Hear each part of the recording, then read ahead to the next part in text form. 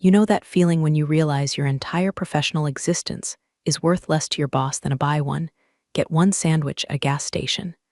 That was me last Tuesday. 10 years. I have given Crosspoint Software a decade of my life.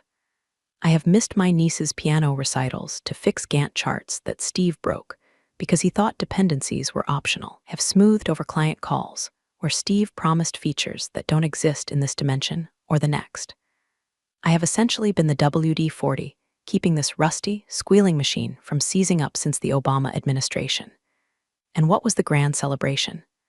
A mandatory 2 p.m. gathering in the break room, which, for the record, smells permanently like microwave tilapia and dashed dreams. Steve, the regional director of Looking Busy, linked a plastic fork against a Diet Coke can to get everyone's attention. He was wearing that navy blue blazer he thinks makes him look like a tech mogul, but actually makes him look like a divorced magician. "All right, team, gather round," Steve boomed, flashing that smile that never quite reaches his dead, shark-like eyes. "Today is a big day, a huge day. We are celebrating a milestone. Teresa here has been with us for 10 years. There was a smattering of applause, mostly from the junior devs who I've saved from being fired, and from Chloe, my mentee, who looked like she wanted to throw her laptop at Steve's head on my behalf.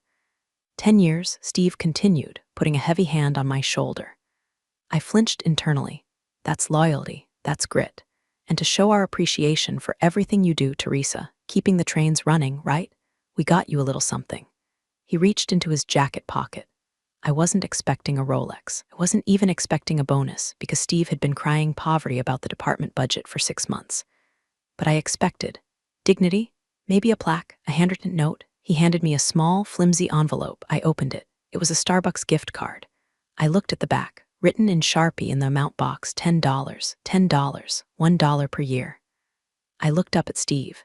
He was beaming, waiting for me to perform gratitude, spend it all in one place.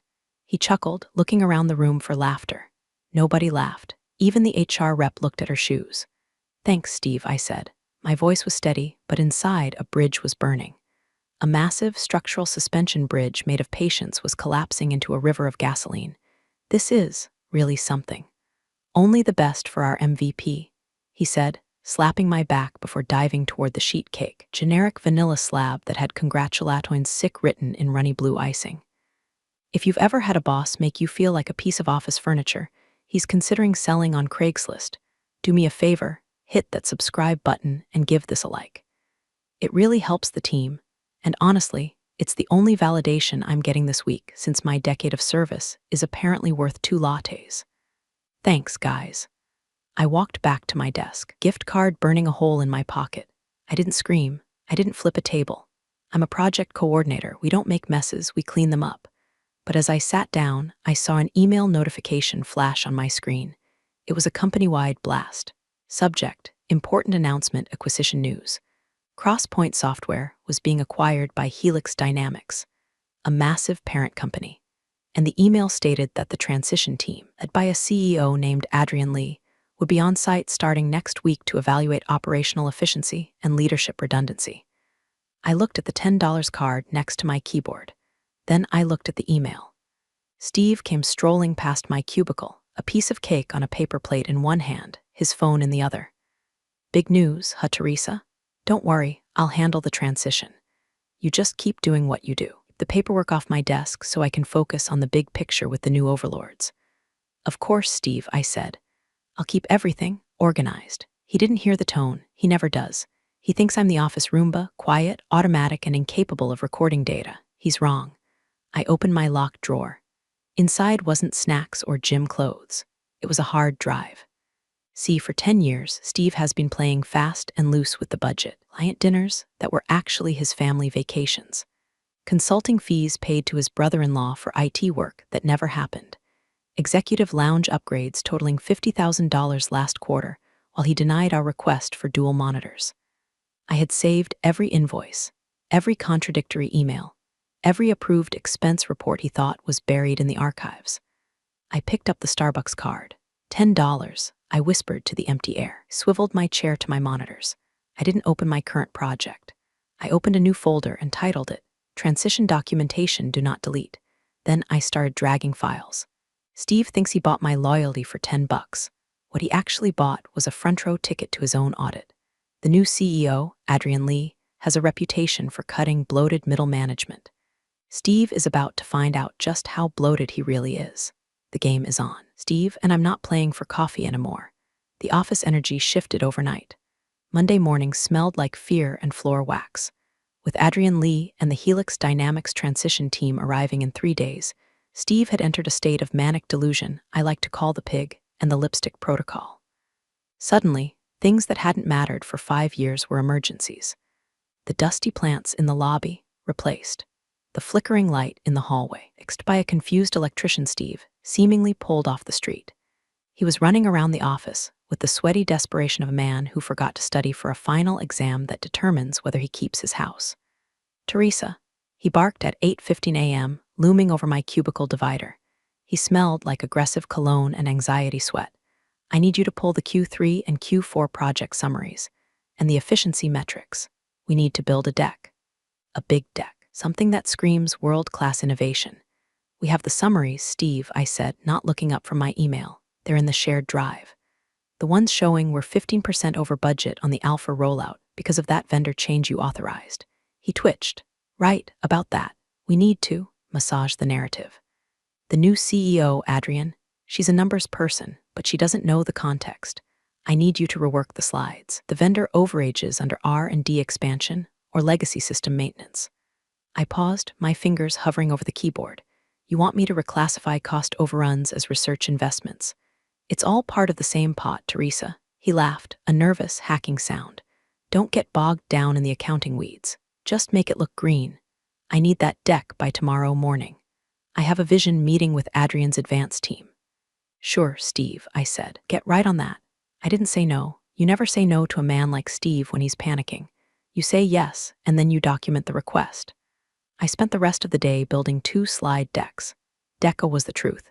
It showed the spiraling costs, the delayed timelines caused by Steve's indecision, and the massive payouts to consultants who did nothing. Deck B was Steve's fantasy. It was full of buzzwords like synergy and paradigm shifts, with graphs that went up and to the right for no reason other than I changed the y-axis scale to hide the dip. At 4:30 p.m., Steve marched into my office. Let's see it. I pulled up Deck B. He nodded, scrolling through the slides. Excellent, see, this looks like a department that's lean and mean. Oh, delete that slide about the server migration delay, and change the leadership travel line item to client acquisition costs. Steve, I said, keeping my voice level, if we change that, it won't match the invoices in the finance system. If they won't audit the line items in the first week, Teresa. He snapped, his face flushing red. They're looking at the big picture. Stop being such a pessimist and be a team player. Just make the changes. Okay, I said. I'll send the final version to your inbox. He patted my desk, leaving a smudge. That's why you're my rock, T-Bone. 10 more years, right? Waddled away to his corner office to practice his executive presence in the mirror. I saved the fraudulent Deck B and emailed it to him. But then, I did something else. I went into the version history of the file. I took a screenshot of the metadata showing exactly when the changes were made, and by whom but logged under his urgent directive, which I had him confirm via Slack message 5 minutes prior just to be clear on the edits. Then, opened the folder for the upcoming audit prep that the new parent company had set up. It was a restricted folder, but as senior coordinator, I had upload access. I didn't upload Steve's fantasy deck. I uploaded the raw data files. The unedited, ugly, bleeding red Excel sheets that showed exactly where the money had gone. I named the file Q3Q for raw data source, do not edit XLSX, and buried it inside a subfolder titled Legacy Archives. It was a breadcrumb. Adrian Lee is a numbers person, Steve said. Good. Numbers people dig. And when she digs, she's going to find that the beautiful pie chart Steve presents tomorrow is made entirely of lies and expense reports from the Four Seasons. As I left the office that evening, I saw Steve in the conference room, practicing his handshake with an empty chair. He looked confident. He looked like a man who thought he had successfully painted over the mold. Didn't realize I had just handed the building inspector a flashlight. Wednesday arrived, and with it, the Helix Dynamics entourage. Adrian Lee walked in like a weather front, cool, precise, and impossible to ignore. She was flanked by two assistants who looked like they ate spreadsheets for breakfast. Steve was vibrating at a frequency usually reserved for chihuahuas during a thunderstorm. His strategy, I quickly realized, was divide and conquer. Specifically, divide me from the new leadership so he could conquer the narrative. Teresa, Steve said, stopping by my desk at 9 a.m. He was holding a stack of files against his chest like a shield. Listen, regarding the strategy lunch with Adrian today, I think it's best if you sit this one out. Stay here and man the fort.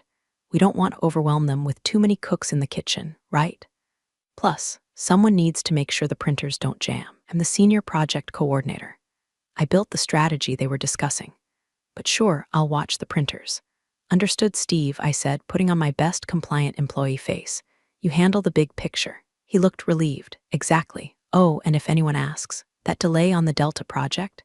Just mention that the team was struggling with the new coding language. We don't need to bore them with the details of the approval holdups. Blame the devs. Got it. Winked and rushed off. I watched him go, marveling at how he managed to throw an entire department under the bus before he'd even had his morning coffee. An hour later, I was deep in a spreadsheet when a young woman in a sharp gray suit appeared at my cubicle. It was one of Adrian's aides. Hi, she said. I'm Sarah from Ops. Steve mentioned in the briefing that he handles all the primary workflow mapping, but I noticed your name is on. Well, literally every document in the repository. I smiled. It was the smile of a tiger watching a gazelle limp. Steve is very hands-on, I lied smoothly. But yes, I manage the execution details. Sarah tapped her tablet. Adrian likes to get a ground floor view. Would you mind if I shadowed you for an hour, just to see how the data flows? I'd be delighted, I said. Pull up a chair. For the next 60 minutes, I put on a masterclass. I didn't say a single bad word about Steve. I didn't have to. I just let the work speak. So Sarah asked, pointing to a red flag on the dashboard, "Why is this vendor payment 6 weeks late?" "Oh," I said, pulling up the log. "I prepared the invoice on the 1st. It's currently sitting in the director approval queue. It's been there for 44 days. The director approval queue? That's Steve?" "Yes. He's very busy," I said, sweet as peach tea. "He has a lot of off-site meetings." Sarah frowned and made a note. "And this scheduling conflict? It looks like the engineering team was double booked." "Correct," I nodded. I flagged the conflict in Outlook 3 times. Here are the decline notifications. I opened a folder labeled Steve Schedule Overrides. Steve felt it was important to push for the aggressive timeline, so he overrode the capacity warnings. "He overrode the capacity warnings," Sarah repeated, her typing speed increasing. "The result? We missed the deadline by 3 weeks and paid $12,000 in overtime," I said simply. But the team really rallied. Sarah stopped typing. She looked at me. Then she looked at the chaos of sticky notes on Steve's glass wall across the room, visible from my desk, where he had written Synergy in giant red letters. "Does he know how to use the project management software?" she asked quietly. I took a sip of my water. He prefers to lead through verbal inspiration.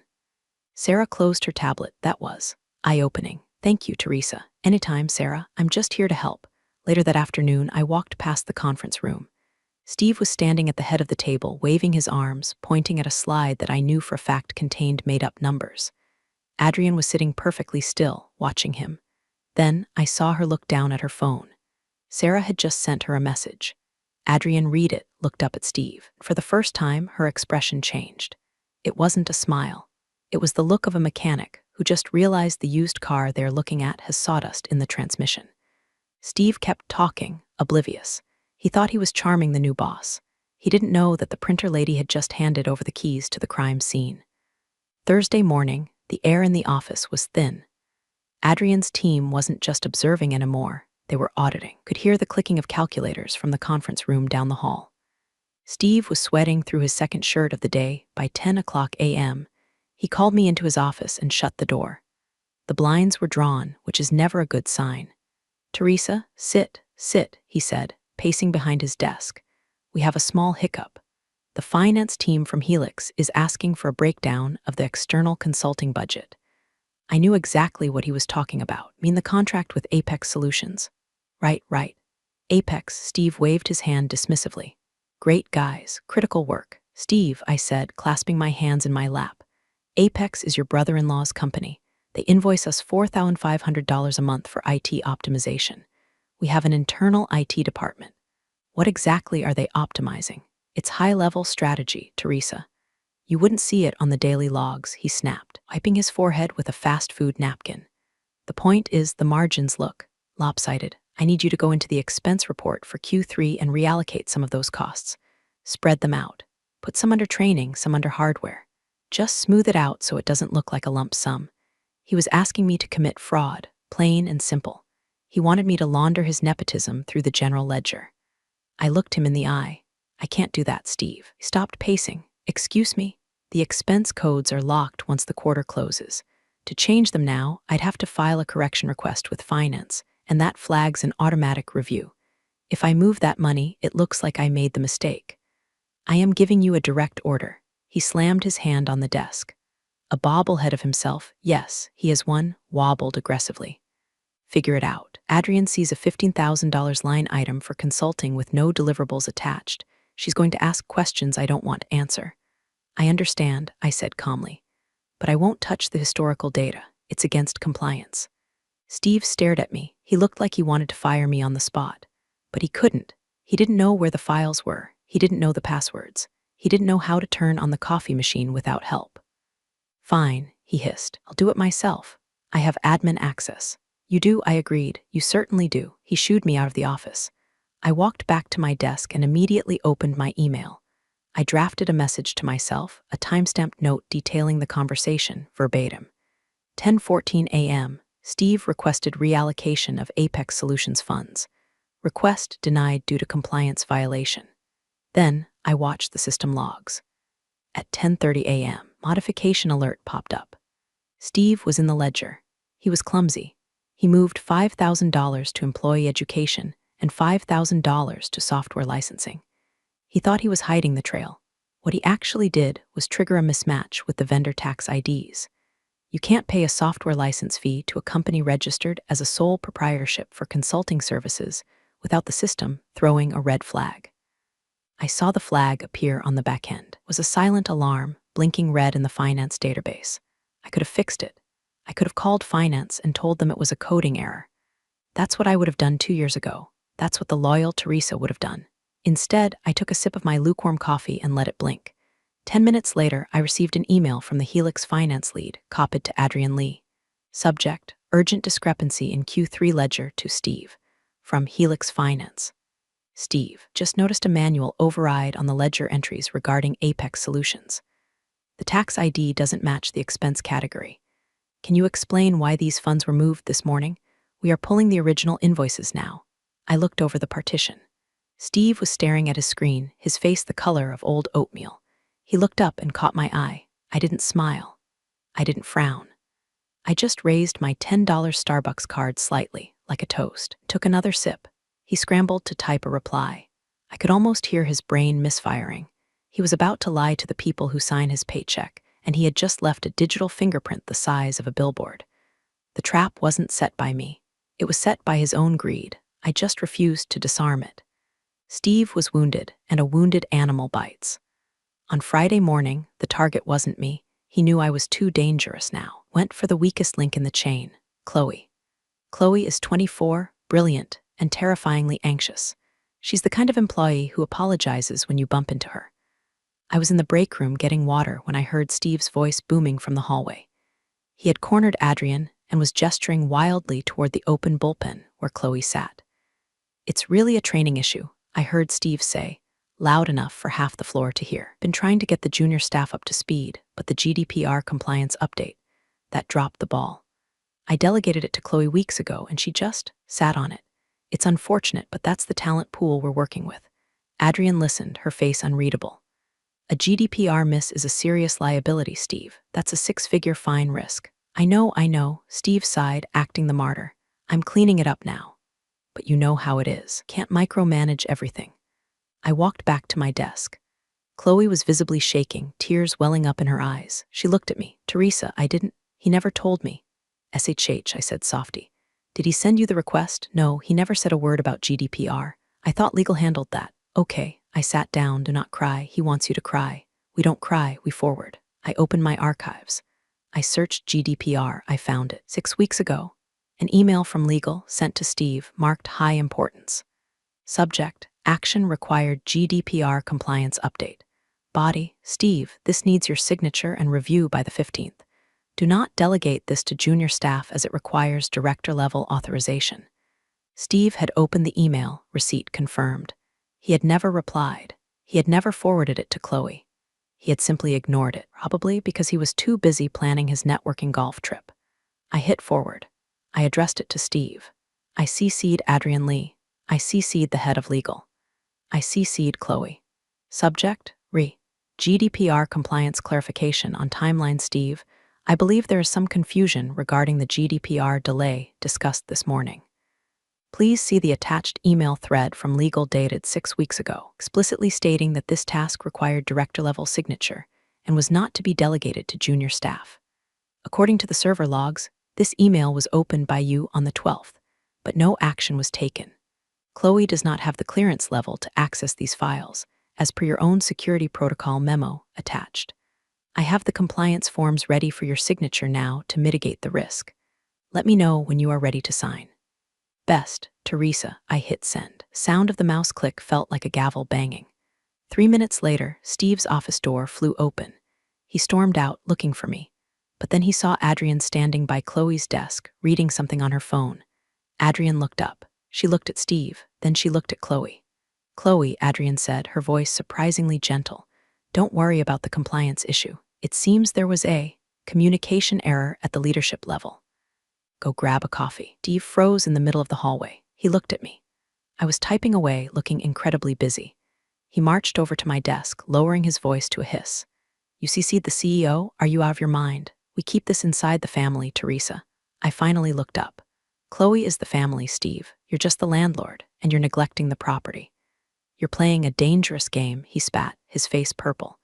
I'm not playing, Steve, I said, pointing to my monitor. I'm coordinating. That's what you pay me for, or, well, that's what you pay me $10 for. He recoiled like I'd slapped him. He realized then that I wasn't just incompetent or lazy, which were his usual excuses for people. He realized I was hostile. He backed away, retreating to his office. I saw Adrian watching the interaction from across the room. She didn't intervene. She was gathering data points. Had just given her a critical one. The director blames his subordinates for his own negligence. Strike two, Steve. By Monday, the atmosphere in the office was brittle as dry ice. The rumor mill was churning. Helix Dynamics was making cuts. The question was, were they cutting the fat or the muscle? Adrian announced an open queue and a lunch for Tuesday. No topic off limits, the invite said. Transparency is key. Steve, naturally, viewed transparency as a mortal threat. He called an emergency prep meeting for the senior staff, excluding me, of course. But walls in our office are thin, and Steve has a voice that carries like a foghorn. Okay, I heard him telling the 2 other managers. When Adrian opens the floor, we need softballs. Mike, you ask about their vision for international expansion. Jen, you ask about, I don't know, synergy. Just keep the microphone away from the support staff. Don't need complaints about the coffee machine clogging up the strategic dialogue. He was scripting the town hall. He wanted a play, not a meeting. I sat at my desk, looking at the confidential folder I had been building. It was full. Vendor overpayments, the GDPR negligence, the timestamps of him leaving at 2 p.m. on Fridays while the team worked until 8. The $10 gift card receipt. Yes, I scanned it. I didn't want to make a scene. Screaming matches are for reality TV. I wanted precision. I saw Adrian walking through the bullpen late that afternoon. She was alone, reviewing notes on a tablet. This was it. I waited until she passed my row. I stood up holding a plain manila folder. Miss Lee, she stopped and turned. Her eyes were tired but sharp. Teresa, the project coordinator, right? Yes, ma'am. Sarah from Ops speaks highly of you. Says you know where the bodies are buried. I don't bury bodies, Miss Lee, I said, offering a small, tight smile. I just file the death certificates. I held out the folder. Steve asked us to prepare some materials for the transition. He wanted to make sure you saw the highlight reel. I thought you might want the raw footage instead. For context. She looked at the folder. Then she looked at me. Is this going to ruin my dinner? It might clarify your lunch tomorrow, I said. She took it. Thank you, Teresa. Just doing my job. I sat back down. I didn't tell her what was in it. I didn't rant about Steve. I just handed over the ammunition. The next morning, the day of the Q&A, Steve was manic. He was arranging chairs, checking the microphone, sweating through his 3rd suit of the week. Everyone remember the plan. He whispered loudly to the team. Positive vibes, future-focused. He came up to me. Teresa, why don't you sit in the back? Maybe help with the catering. Make sure the soda doesn't run out. Sure, Steve, I said. I'll be right in the back, good girl. He actually said good girl, like I was a golden retriever that had just learned not to pee on the rug. I walked to the back of the room near the soda coolers. I watched the staff file in. I saw Adrienne enter, holding her tablet and the manila folder. She placed it on the table in front of her, face down. Steve started the meeting. He was booming, charming, laughing too hard at his own jokes. He introduced Adrienne with a speech that was 80% adjectives and 0% substance. And now, Steve beamed, I'll hand it over to our new leader, Adrienne Lee, for some questions. Who wants to start? Mike, I think you had a question. Mike, looking hostage-stricken, raised his hand. Yes, can you tell us about the international synergy? I leaned against the back wall, sipping a Diet Coke. Steve looked triumphant, thought he was conducting an orchestra. He didn't notice Adrienne's hand resting on the folder. He didn't notice that she hadn't answered Mike's question yet. She was just looking at Steve. The stage was set. The lights were on, and the trapdoor was about to open. The cue and it was dragging on. Adrienne answered the softball questions politely, but her eyes kept drifting to Steve, who was practically vibrating with self-satisfaction. He thought he had pulled it off, thought the positive vibes shield was holding. We were wrapping up.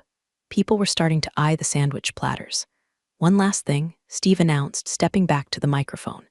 I just want to say how proud I am of this team. We're a family here. We take care of each other. He scanned the room, looking for prop. His eyes landed on me in the back. Take Teresa, for example. Every head turned. I froze. Oh no. Don't do it, Steve. Don't drag me into your theater. Teresa just hit her 10-year anniversary. Steve boomed. 10 years. Stand up, Teresa. I stayed leaning against the wall. I didn't wave. We recognized her just last week, Steve continued, oblivious to the temperature dropping in the room. He turned to Adrienne, grinning. We believe in rewarding loyalty here. Small tokens of appreciation go a long way, right? He chuckled. So, Teresa, did you ever use that coffee card I gave you? Buy yourself a double-shot espresso on the company? It was a throwaway line, a joke. He expected me to say, not yet, Steve, or sure did. He expected the prop to speak its line. The room was silent. Adrienne looked at me. She wasn't smiling. I pushed off the wall. I walked forward a few steps, just enough to be seen clearly by everyone. Actually, Steve, I said. My voice wasn't loud, but in the dead silence, it carried like a bell. I didn't use it. Steve's smile faltered slightly. Oh, saving it for a rainy day. I looked directly at Adrienne. I gave it to your new boss, I said. Steve blinked. What? I gave it to Miss Lee, I continued, my voice steady, cold, and absolutely clear. I included it in the folder I gave her yesterday, along with the receipt. Steve looked at the manila folder under Adrienne's hand. He went pale. I told her, I said, a $10 gift card for 10 years of service perfectly illustrates your department's budget priorities, especially when compared to the $50,000 spent on the executive lounge renovation last month. The silence that followed wasn't just quiet. It was a vacuum. It sucked the air out of the room. You could hear the hum of the vending machine in the hallway. Steve's mouth opened and closed like a fish on a dock. Now, Teresa, that's a mischaracterization. Adrienne spoke. She didn't stand up, she just tapped the folder. I reviewed the contents of this folder last night, Steve, and Teresa is right. The math is illuminating. She looked at the Starbucks card, which she slid out of the folder and placed on the table. The little plastic card looked absurdly bright against the dark wood. $10, Adrienne said, for a decade. She looked up at Steve. Is this how you value your assets, Steve? Or is this just how you value the people who hide your liabilities? Steve looked at me. There was no anger in his eyes anymore, just terror. I didn't smirk, I didn't gloat. I just took a sip of my Diet Coke. I think I'll take that sandwich now, I said, and I walked out of the room. Behind me, the murmurs exploded. I heard Steve stammering, trying to backtrack, trying to spin. But it was over. You can't spin gravity. I walked back to my desk, sat down. For the first time in 10 years, I felt light. I didn't need the coffee. The adrenaline was plenty. The rest of the afternoon was a study in slow-motion demolition. Steve didn't come back to his office after the lunch. Adrienne did. She walked straight into the conference room with the head of HR and closed the door. 10 minutes later, Steve was summoned. He walked past my desk looking like he was marching to the gallows. He didn't look at me. He was staring at the carpet, his face a blotchy map of regret. The office went into bunker mode. Nobody worked. Everyone was on Slack, typing furiously to each other. Did you see his face? Did she really say that about the lounge? Is he getting fired right now? I just kept working. I had a project timeline to update. Around 3:00 p.m., the door opened. Steve walked out. He wasn't holding his blazer. He wasn't holding his phone. He was holding a small cardboard box. He was escorted by a security guard.